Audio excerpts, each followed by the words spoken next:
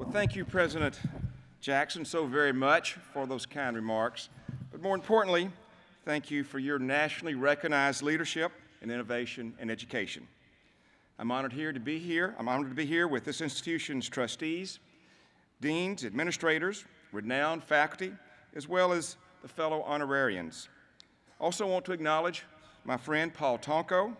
Paul is your congressman, and we served together on the Science and Technology Committee, and Paul was very helpful in that reauthorization of the American Competes Act. And also Mike McNulty, my former colleague and Paul's predecessor. But most importantly, I'm honored to be here with you, the class of 2012, your family and friends. Now, it's customary for speakers to pass on some insight or wisdom to help graduates navigate life's journey from this point forward.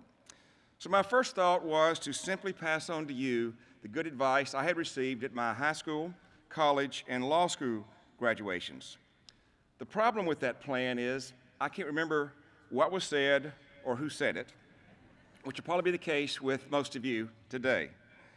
So I asked Dr. Jackson for her advice. She thought a moment and then told me that she had never heard a speech or anyone complain about a speech being too short. I think that was a hint. Nevertheless, I think it was good advice.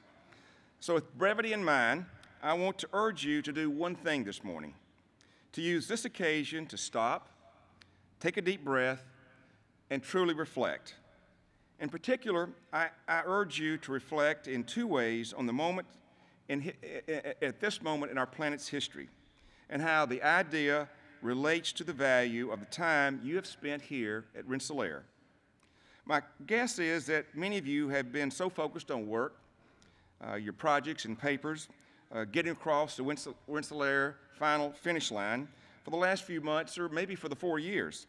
You may have missed some of what both is happening in the world as well as what's being accomplished around you. It's easy, as they say, to miss the forest for the trees when you're so focused on the task at hand. So today, I ask you to pause and to truly reflect, because I believe you are graduating at a momentous and even pivotal time in the history of this planet, of humanity, and that you, the class of 2012, are especially well suited to be a part of what comes next for this country and the world. As I thought about Rensselaer and the idea of stopping to consider important things in moments, I came across something that happened here at this campus on the evening of July 20th, 1969, over at the Armory. That night, a band called the Beach Boys was playing the Armory. Now, those of you in the class of 2012 might not be listening to a lot of Beach Boys these days, but I can tell you in 1969, they were big, really big. Billboard magazine calls the Beach Boys America's first great rock band. The Beach Boys were on top of the music world in the 1960s, and the show here was going great until a little after 10 p.m. when the music suddenly stopped. The band left their mics and instruments and went backstage to view something remarkable on TV. At 10:17 Eastern Time, Apollo 11 astronaut Neil Armstrong stepped onto the moon. It was arguably the single greatest technological achievement of all time, a human's first steps on another celestial body. And the importance of that moment really was shaped by an event 12 years earlier, the launch of a 184-pound Soviet satellite named Sputnik, the first satellite to be put into Earth orbit. And I remember as a little boy going into my family's backyard, searching the night sky for Sputnik, because its launch shocked me, it shocked my family, and it shocked Americans everywhere. We feared for our national security. We feared for our economic security. And then the American response came later from President John F. Kennedy, who said the following: "We choose to go to the moon in this decade and do other things, not because they're easy, but because they're hard. Because the goal will be to serve, to organize, and measure the best of our energies and skills. Because that challenge is one that we are willing to accept and unwilling to postpone." And we met President Kennedy's goals. We moved from the challenge of Sputnik to the achievement of Apollo. And I can tell you that because America's and the whole planet, we are desperate in need of another Sputnik to Apollo kind of step forward. Think about this. There are 7 billion people in the world. Hundreds of millions use smartphones and cutting-edge technology for every day in their lives. But 1.5 billion have no access to electricity. By the time you retire, there will be over 10 billion people on this planet. And we can be sure of one thing. Almost all of those 10 billion humans will desire better health care and food and shelter more than their parents, and they will all consume more energy. And that's really the Sputnik challenge of today, of your generation. With already diminishing natural resources, how will we live on a planet of 10 billion people who want and deserve better lives than those who have come before?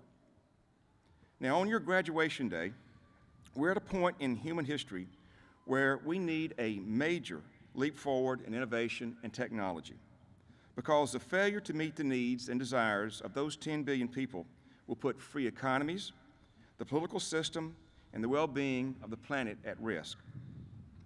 And that gets me to the second part of what I ask you to consider, and that's the value of your time here at Rensselaer. The question Rensselaer poses as a driving idea is, why not change the world? To do that, we must have disruptive and transformational technological breakthroughs, and we need some of those breakthroughs to come from those of you in the Rensselaer class of 2012. And the idea that a Rensselaer graduate can personally and directly change our world is not some commencement day rhetoric.